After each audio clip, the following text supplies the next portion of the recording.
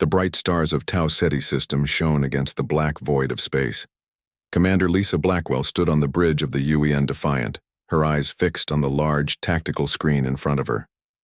The blue dots representing human ships moved in careful patterns. The red dots representing the alien Kravak ships had just appeared at the edge of the system. Lisa felt a chill run down her spine. This was the third time this month the aliens had found them. It was like they could smell human ships from across the galaxy. "They're back," said Senior Tactical Officer Eric Mason. His voice was quiet but tense.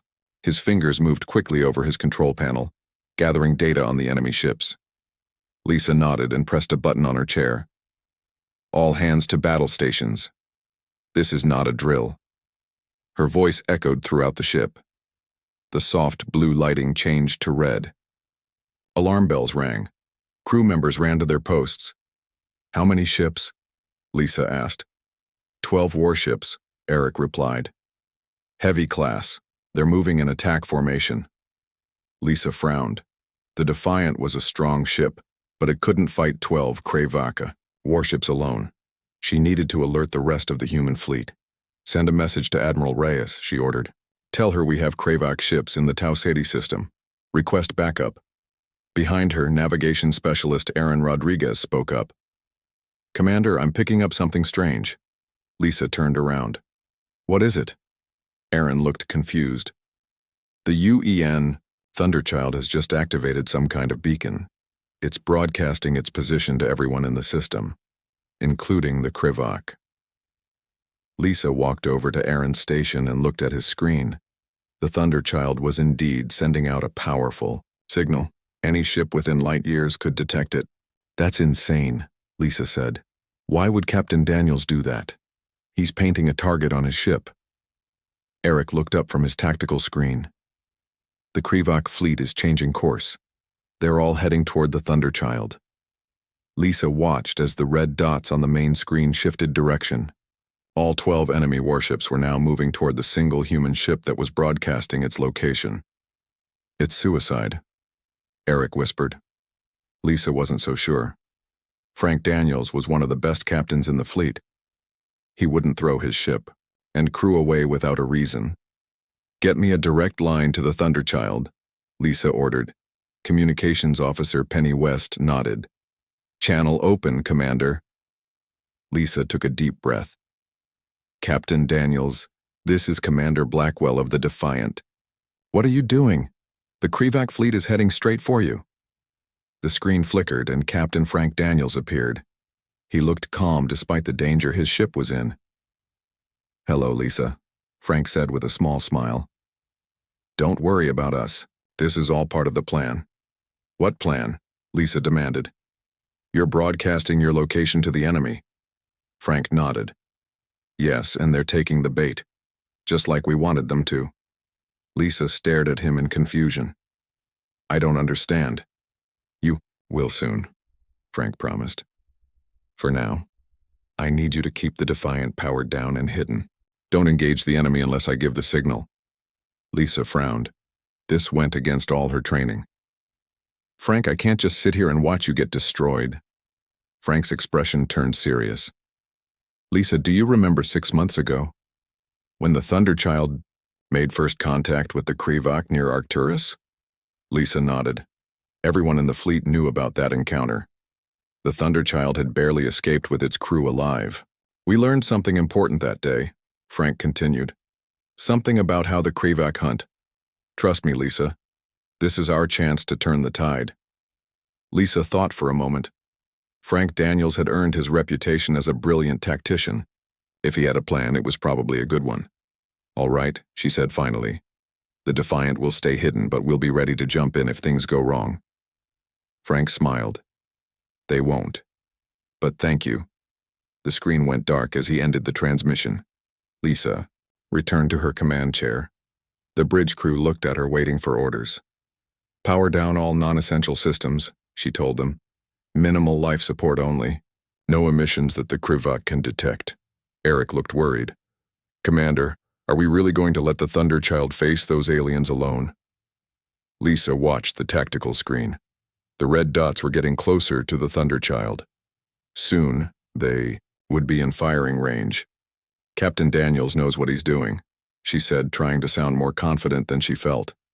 "We follow his lead." On board the UEN Thunderchild, Captain Frank Daniels stood calmly on his bridge. His crew was tense but focused. They had trained for this moment for months. "Status of the emission beacon?" Frank asked. Lieutenant Olivia Murphy checked her readings. "Operating at 200% capacity, sir. We're lighting up their sensors like a supernova." Chief Communications Officer Kyle Bennett added, "Enemy fleet approaching attack formation. All 12 warships are focusing their targeting systems on us." Frank nodded. "Just as we predicted." He opened a channel to the entire ship. "All hands. This is the captain speaking. The Kravak fleet is closing in on our position. Everyone remembers the plan. Stay calm and trust your training." The Thunderchild had been rebuilt after the first encounter with the Kravak. Its emission systems were designed to appear chaotic and vulnerable, broadcasting false power signatures that would draw the Kravak to attack specific sections. But those sections were heavily reinforced, while the ship's actual critical systems were shielded in ways that the Kravak sensors couldn't detect. "Sir," Kyle said, "the lead Kravak ship is within firing range." Frank took a deep breath. "Prepare countermeasures. Stand by to deploy drones on my mark." The bridge crew tensed as the enemy ships closed in. The Thunderchild shuddered as the first volley of alien weapons fire struck its shields. "Shields holding at 92%, Olivia reported. Frank nodded. The reinforced sections were doing their job. "Return fire, target their lead ship." The Thunderchild's weapons blazed to life, striking the Kravak vessel. The alien ship's shields flickered but held. "They're coordinating their attack patterns," Kyle warned. "All ships are targeting our port section where we're broadcasting. The fake reactor signature." Frank smiled. "Perfect. Deploy the drones, now." From the Thunderchild's launch base, hundreds of small, unmanned craft erupted into space. Each one began broadcasting power signatures identical to the mothership, creating a confusing electromagnetic cloud around the vessel. On the Defiance bridge, Lisa Blackwell watched in amazement as the tactical screen suddenly filled with new signals. "What's happening?" she asked. Eric stared at his console in disbelief. "The Thunderchild has launched some kind of drones. They're all broadcasting power signatures. The Kravak ships are breaking formation, trying to target them all." Lisa began to understand. "It's a trap," she whispered. "The Kravak hunt by targeting power emissions. Captain Daniels is confusing their sensors." As the Kravak fleet scattered to attack the phantom targets, Frank Daniels sent a short message to the Defiant. "Operation Lighthouse is a go." Lisa smiled, grimly. "Power up all systems. Ready weapons. It's time to show these aliens how humans fight." 6 months earlier, the UEN Thunderchild had been on a routine exploration mission in the uncharted regions of the Arcturus Stream. No human ship had ventured this far before. Captain Frank Daniels stood on the bridge, watching the stars on the main screen. "Beautiful, isn't it?" he said to no one in particular. Lieutenant Olivia Murphy nodded from her tactical station. "Yes, sir. Hard to believe we're the first humans to see these stars up close." The Thunderchild was the pride of the United Earth Navy, a state-of-the-art exploration vessel with the latest weapons and shields. Its mission was to map new star systems and look for habitable planets. No one expected to find intelligent alien life. "Sir, I'm picking up something strange," said Kyle Bennett, the ship's communications officer. His fingers moved quickly over his console. "It's some kind of signal. Not natural." Frank walked over to Kyle's station. "Can you clean it up?" Kyle adjusted some settings. "Working on it, sir. It's definitely artificial. Some kind of communication signal." Excitement spread through the bridge crew. This could be the first contact with an alien civilization. Humanity had been searching the stars for decades, hoping to find other intelligent life. "Point of origin?" Frank asked. Olivia checked her scanners. "Approximately 500,000 kilometers off our port bow. There's a small asteroid field there. The signal is coming from behind it." Frank made a quick decision. "Change course. Let's go see who's out there." As the Thunderchild approached the asteroid field, everyone on the bridge grew tense. First contact was a moment that would go down in history. "Sir," Olivia said suddenly, her voice sharp with alarm, "I'm detecting energy spikes. Multiple ships decloaking around us." The main screen showed 3 large dark ships appearing out of nowhere.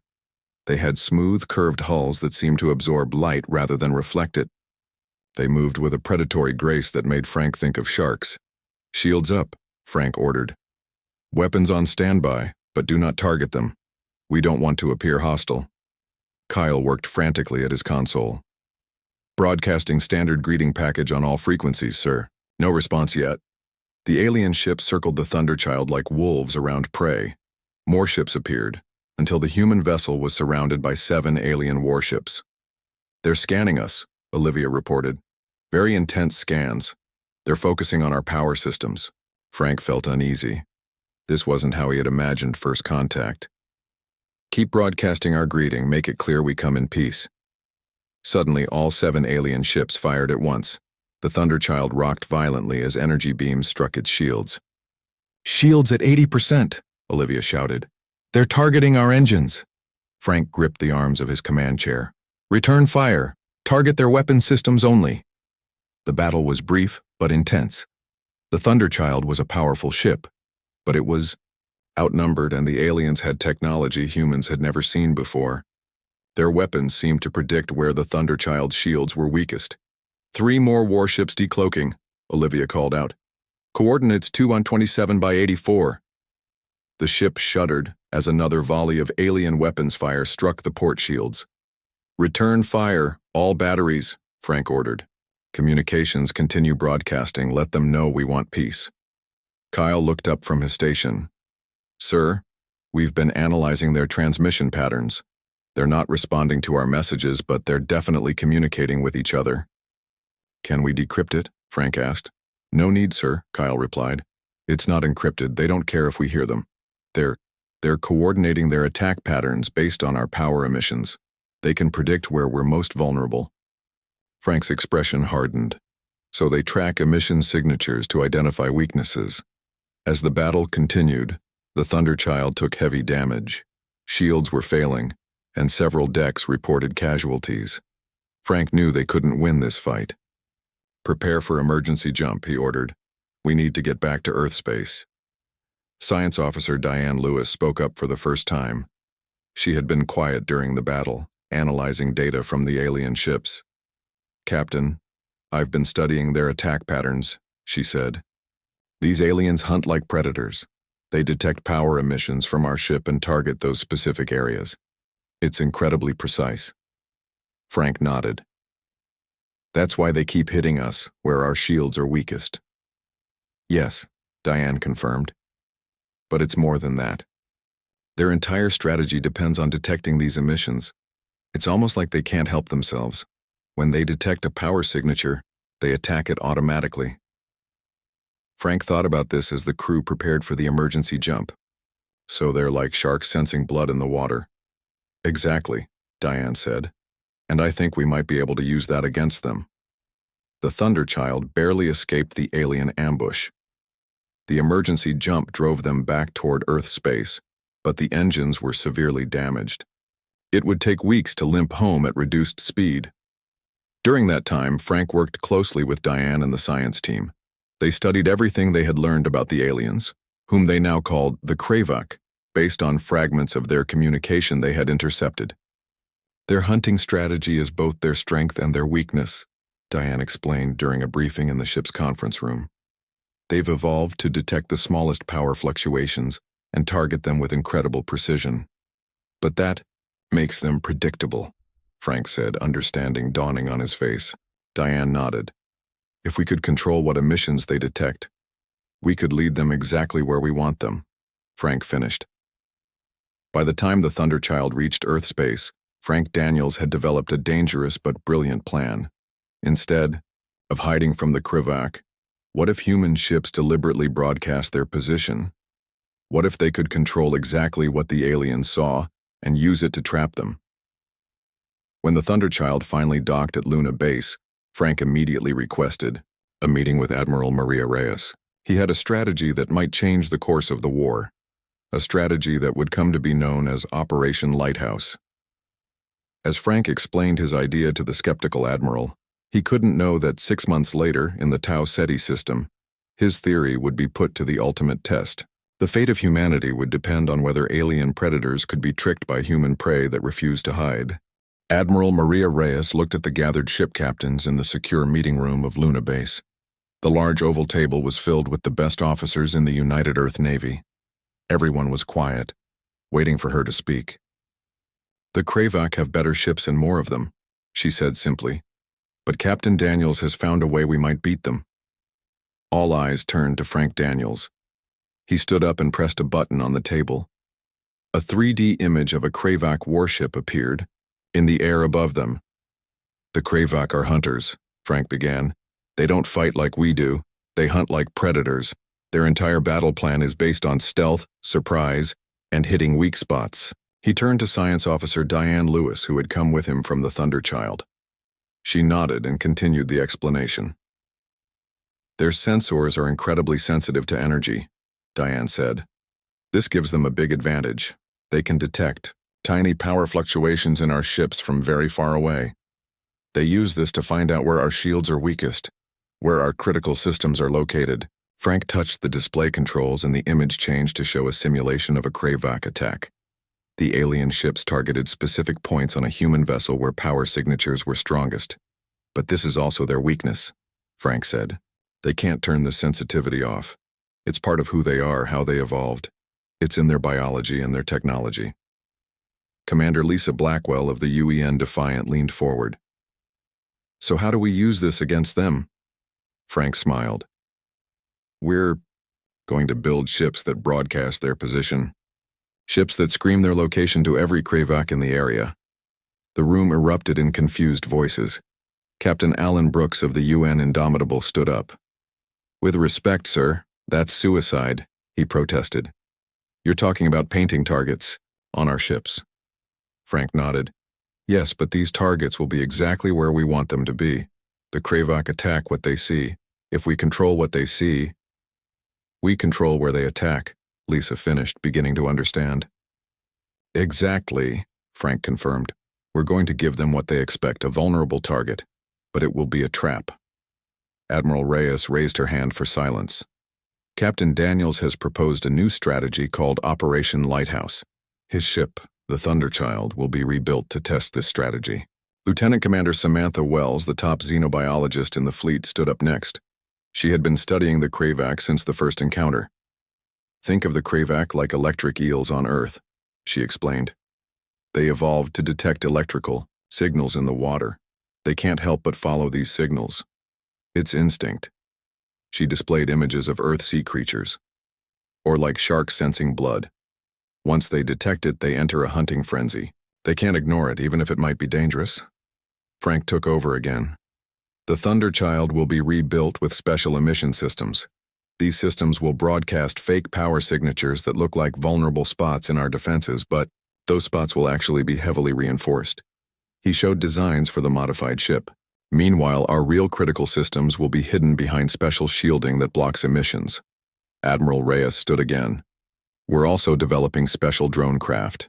These will be launched during battle and will broadcast the same fake signatures as the mothership. They'll create confusion among the Kravak fleet." The captains looked at each other. The plan was unusual, but it might work. The Kravak had been winning every battle so far. Humans needed a new strategy. "The Thunderchild will be ready in 3 months," Admiral Reyes continued. "Once testing is complete, we'll modify more ships for this role." Back on the Thunderchild, Frank watched as engineers and technicians rebuilt his ship. They stripped out old systems and installed new ones. The ship's power core was completely redesigned to allow for the controlled broadcast of energy signatures. "Will this really work?" Olivia Murphy asked him as they watched the work from an observation deck. Frank nodded. "I believe it will. The Kravak think they're the galaxy's top predators, but they've never encountered humans before." Kyle Bennett joined them. "The new communication systems are being installed now. We'll be able to monitor and manipulate all our emissions." The three officers watched as workers in spacesuits moved around the outside of the ship, installing new equipment.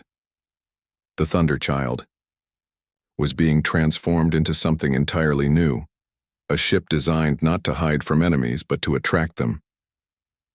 "We're prey that bites back," Frank said softly. 3 months later, the Thunderchild was ready for its first test. The ship looked mostly the same from the outside, but its internal systems were completely different. It could now control exactly what emissions the Krivak would detect.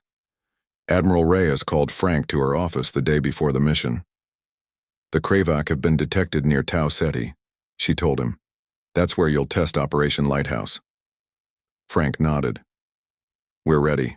If this works," the Admiral said, "we'll rebuild more ships with this technology. But if it fails..." "It won't fail," Frank assured her.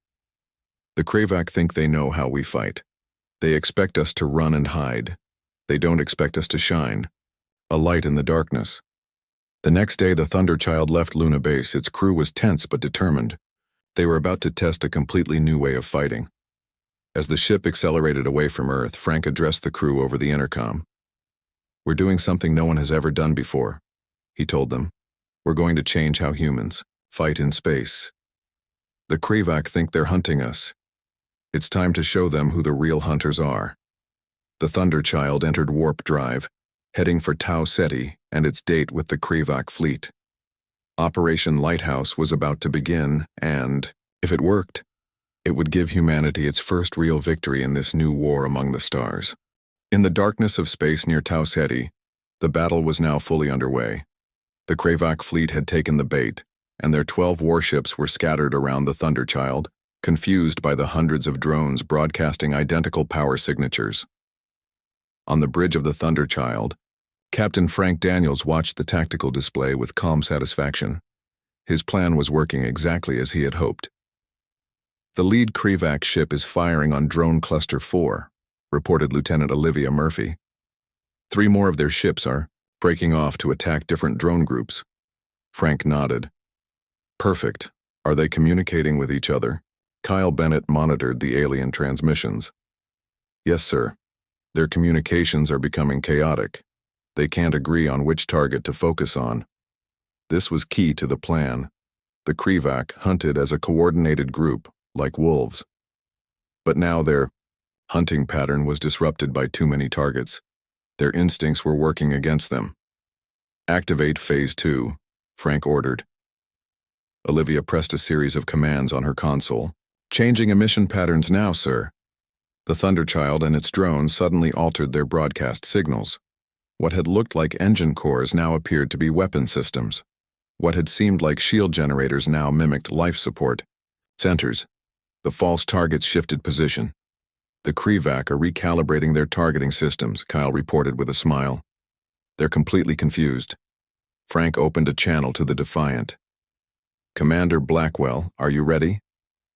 Lisa's voice came through clearly. "The Defiant is powered up and ready, Captain. Just give the word." "Now," Frank said simply. Across the battlefield, the UEN Defiant suddenly came to life. Its engines flared as it moved out from its hiding place behind a small moon. 4 other human ships also appeared, powering up simultaneously. The human fleet had been hiding with minimal power, making them invisible to the Krivak's hunting senses. Now they emerged like predators from the shadows. On the bridge of the Krivak command ship, Vrakthar stared at his tactical display in confusion and growing anger. The single human ship they had been hunting had somehow multiplied into hundreds of targets, and now new human ships were appearing from nowhere. "What is happening?" he demanded. His second-in-command, Zirlak, worked frantically at his station. "The human vessel is creating false signatures. Our sensors detect hundreds of power sources." "Impossible," Vrakthar hissed. "Find the real ship." "I cannot distinguish between them," Zirlak admitted. "Each one registers as a vulnerable system. Our battle doctrine demands we target them all."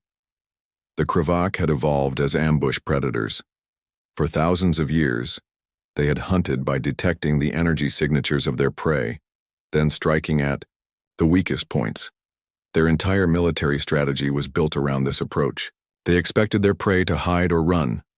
They were not prepared for prey that wanted to be found. As the human fleet attacked, the Krivak ships were caught in disarray. Their formations were broken, their sensors overwhelmed by the Thunderchild's emissions and its cloud of drones. The UN Defiant fired its main weapons at the nearest Krivak ship. The alien vessel's shields flickered and failed as the energy beam struck it precisely where its defenses were weakest. "Direct hit," Lisa Blackwell called out to her crew. "Their port shield is down. All weapons, continue firing on that section." The Defiant and the other human ships pressed their attack. For the first time since the war began, the humans had the advantage. The Krivak, masters of ambush, were themselves ambushed. On the Thunderchild, Frank Daniels continued to coordinate the battle. "Launch the second wave of drones," he ordered. "Target their flagship." More drones shot out from the Thunderchild's launch bays. These were different from the first wave. Instead of just broadcasting false signals, these drones carried small but powerful weapons. "Drones are in position," Olivia reported. "Ready to fire on your command." Frank studied the tactical display. The Krivak flagship was at the center of their formation, trying to reorganize the scattered fleet. "Fire," Frank ordered. The drones fired their weapons simultaneously. The small energy beams were not powerful enough to destroy the Krivak flagship, but that wasn't their purpose. Each beam struck a specific point on the alien ship where its sensors were located. "Sensor hits confirmed," Kyle reported excitedly. "Their primary sensor array is damaged." Frank nodded in satisfaction. Now they're not just confused, they're blind. Without their sensitive sensors, the Krivak ships lost their greatest advantage. They could no longer detect the subtle energy emissions that revealed vulnerable points in enemy ships. "Signal the fleet," Frank ordered. "Full attack pattern. Target their weapon systems first, then engines." The 5 human ships moved in perfect coordination, focusing their fire on the Krivak vessels. Without their sensors to guide them, the aliens could not effectively target the human ships' weaknesses. One by one, the Krivak ships began to withdraw from the battle. It was unprecedented. The feared hunters of space were retreating. On the Krivak flagship, Vrakthar made a difficult decision. "Order all ships to fall back," he told Zirlak. "We cannot fight what we cannot properly sense." Zirlak hesitated. "Retreat? The High Command will be displeased." "We have no choice," Vrakthar said bitterly. "The humans have found a way to blind us. We must inform the High Command of this new tactic." As the Krivak fleet began to retreat, chased by the human ships, Vrakthar stared at the fading image of the Thunderchild on his damaged view screen. "Remember that ship," he told his crew. "It is the first human vessel to defeat us, and its method is disturbing." Back on the Thunderchild, the bridge crew cheered as the last Krivak ship jumped away from the Tau Ceti system. "We did it!" Olivia exclaimed. "They're running!" Frank allowed himself a small smile. "Operation Lighthouse is a success. Send a message to Admiral Reyes. Tell her the strategy works." As the human fleet regrouped near the Thunderchild, Commander Lisa Blackwell contacted Frank. "I have to admit I had my doubts," she said, her face appearing on the view screen. "But your crazy plan worked, Frank." Frank nodded. "It worked because we understood our enemy. The Krivak think like predators, so we made them think like confused." "Predators," Lisa smiled. "So what happens now?" "Now," Frank replied, "we take the fight to them." 3 years passed since the battle at Tau Ceti.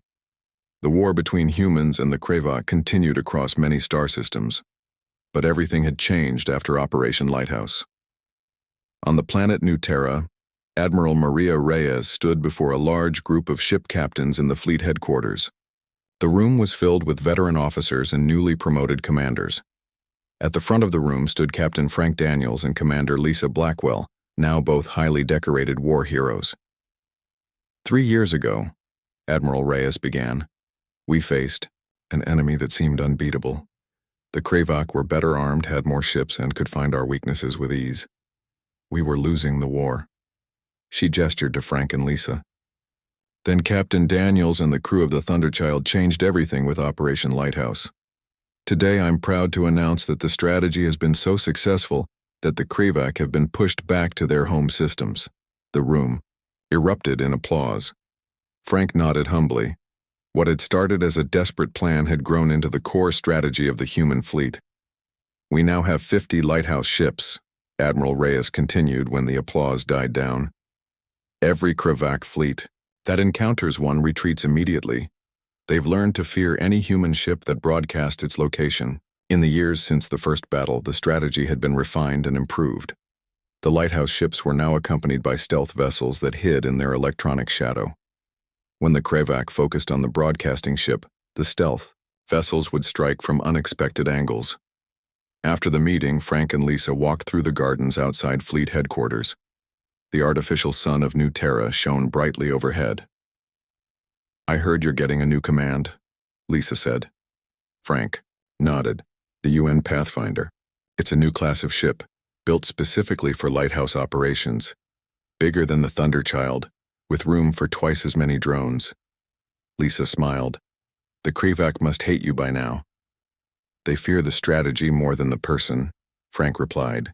Their commanders have a name for our lighthouse ships. They call them bright death traps in their language. Far away on the Krivak homeworld, the High Command gathered to discuss the failing war effort. The once proud military leaders now spoke in hushed, worried tones.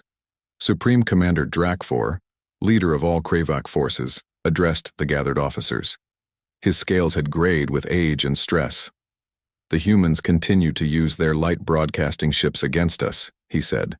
Every encounter with these vessels results in heavy losses. Commander Vrakthar, who had survived the first encounter with the Thunderchild at Tau Ceti, stepped forward. He was now a senior fleet commander, but the memory of that defeat still haunted him. We have attempted to adapt our tactics, Vrakthar reported. We tried ignoring the broadcasting vessels, but then they simply attack our flanks while our attention is elsewhere. We tried overwhelming them with numbers, but their drone clouds create too much confusion. The worst part, added another commander, is that we cannot help but detect their broadcasts. Our sensors are designed to find energy emissions. We cannot simply turn off this ability. Drakfor nodded grimly. The humans had found a permanent advantage. The Krivak evolved as hunters who located prey by sensing energy emissions. Their ships, their tactics, their very biology was built around this hunting method. The humans had turned this strength into a crippling weakness. We must consider peace talks, Drakfor said finally. The words felt bitter in his mouth. The Krivak had never before had to admit defeat. Back on the Thunderchild, now upgraded with the latest lighthouse technology, Kyle Bennett received an unexpected transmission. Captain, he called to Frank, who had returned to his old ship for a final inspection before taking command of the Pathfinder. We're receiving a message from the Krivak High Command. They're requesting a ceasefire and peace negotiations. Frank raised his eyebrows in surprise. After 3 years of war, they want peace? Kyle nodded. The message says they wish to establish borders and end hostilities. Frank thought about this news as he walked around his beloved ship. The Thunderchild had been through countless battles since that first encounter at Arcturus. Its hull was scarred, but it had never fallen to the enemy. He ran his hand along a wall panel. This ship had changed the course of history. A simple idea that prey could use a predator's hunting instincts against it had saved humanity from defeat. 1 month later, Frank Daniels and Admiral Maria Reyes sat across from the Krivak delegation at a neutral space station. The peace talks were tense, but productive. The Krivak, once so confident in their superiority, now treated humans with cautious respect. Supreme Commander Drakfor, speaking through a translation device, addressed Frank directly. Your lighthouse strategy, the alien leader said, is unlike anything we have encountered in our 1,000 years of space travel. No species has ever used our hunting methods against us in this way. Frank nodded. Humans have a long history of turning disadvantages into advantages. When faced with stronger opponents, We adapt. The peace treaty established clear borders between human and Krivak space. Both sides agreed to limit military activities along these borders. The war that had threatened human extinction ended not with the destruction of either side, but with mutual recognition. After the signing ceremony, Lisa found Frank looking out a viewport at the stars. "What are you thinking about?" she asked. Frank smiled slightly. "I was just thinking about how we changed the Kravak's perspective. For their entire history, they were the hunters and everyone else was prey. Now they understand that sometimes the prey hunts back." Lisa nodded. "The lighthouse ships will still patrol our borders, just in case." "Yes," Frank agreed. "But I don't think the Kravak will forget the lesson. They'll always fear human ships that broadcast their location." As if to emphasize his point, the UEN Pathfinder passed by the viewport, its new lighthouse systems proudly broadcasting its position to all nearby sensors. The Krivak delegation visibly tensed at the sight. Frank watched with satisfaction. The humans had peace now, but they would remain vigilant. And the stars would know that humans were not easy prey. Years later, when human ships encountered other predatory species in the galaxy, they would deploy the same strategy. The lighthouse tactic became standard procedure for the human fleet. And throughout the stars, the word spread among spacefaring species. Beware the humans and their broadcasting ships. They are not running from you. They are calling you to your doom.